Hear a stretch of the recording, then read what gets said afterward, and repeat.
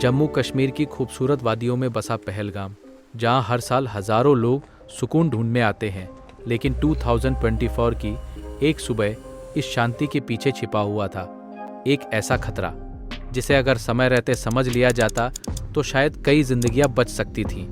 सब कुछ शुरू हुआ कुछ हफ्ते पहले, जब सुरक्षा एजेंसियों को कुछ असामान्य हलचल का इनपुट मिला।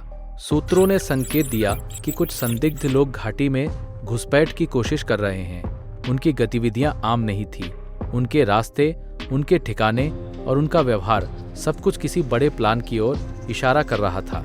ये जानकारी हल्की नहीं थी, इसे गंभीरता से लिया गया।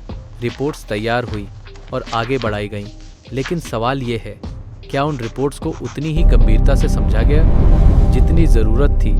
पहलगाम एक ऐसा इलाका जहां हर दिन पर्यटक आते हैं, जहां होटल, बाजार और सड़कों पर हमेशा चहल पहल रहती है, और शायद यही वजह थी कि खतरा उतना साफ नज़र नहीं आया जितना होना चाहिए था। इंटेलिजेंस इनपुट में कुछ खास जगहों का जिक्र था, कुछ रास्ते, कुछ जंगल के इलाके जहां मूवमेंट देखी गई थी, लेकिन उन जगहों की पूरी तरह से घेराबंदी नहीं हो पाई। कुछ चेक पॉइंट्स कमज़ोर रहे और कुछ जगहों पर निगरानी उतनी सख्त नहीं थी।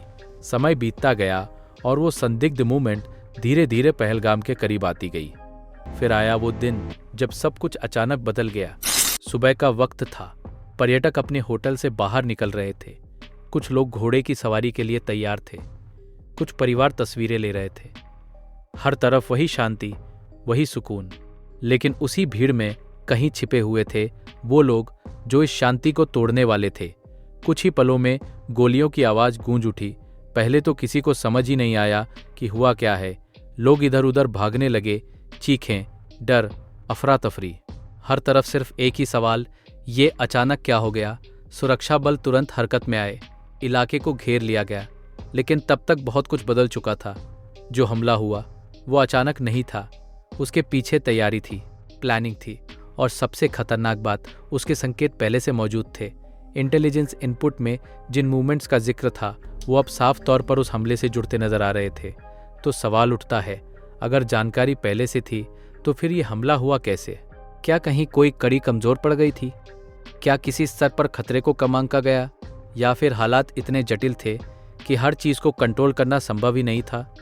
सच्चाई शायद इन सब के बीच कहीं छिपी है। जम्मू कश्मीर जैसे संवेदनशील इलाके में हर दिन सैकड़ों इनपुट आते हैं। हर सूचना खतरा नहीं होती, लेकिन कुछ सूचनाएं ऐसी होती हैं जो अगर नज़रअंदाज हो जाएं तो उनका परिणाम बहुत भारी हो सकता है। पहलगाम का ये हमला सिर्फ एक घटना नहीं था, ये एक सवाल था। सुरक्षा व्यवस्था पर, इंटेलिजेंस सिस्टम पर और उस संतुलन पर जो आम जिंदगी और सुरक्षा के बीच बनाया जाता है। हम अक्सर सिर्फ घटना को देखते हैं, लेकिन उसके पीछे छिपी हुई छोटी छोटी चूक, वो फैसले, वो देरी जो मिलकर एक बड़े हादसे में बदल जाते हैं, उन्हें नज़रअंदाज कर देते हैं। उस दिन जब गोलियां चल रही थी तो सिर्फ लोग ही नहीं भाग रहे थे, बल्कि हर वो सवाल भी दौड़ रहा था जिसका जवाब आज भी पूरी तरह साफ नहीं है। क्या उस हमले को रोका जा सकता था? क्या वो इंटेलिजेंस इनपुट अगर अलग तरीके से लिया जाता तो कहानी कुछ और होती? या फिर कुछ घटनाएं ऐसी होती हैं जिन्हें रोकना चाहे जितनी कोशिश कर लो फिर भी संभव नहीं होता?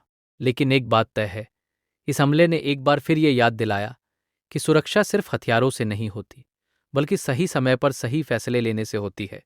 और जब वो फैसले थोड़े भी देर से लिए जाएं, तो उसकी कीमत कभी कभी मासूम जिंदगियों को चुकानी पड़ती है। पहलगाम की वादियाँ आज भी उतनी ही खूबसूरत है, पर उस दिन की गूंज अब भी कहीं ना कहीं मौजूद है, क्योंकि हर गोली की आवाज़ के पीछे एक सवाल छिपा होता है, क्या ये टाला जा सकता था? आज बस इतना ही। आगे जाने के लिए पार्ट 2 देखें।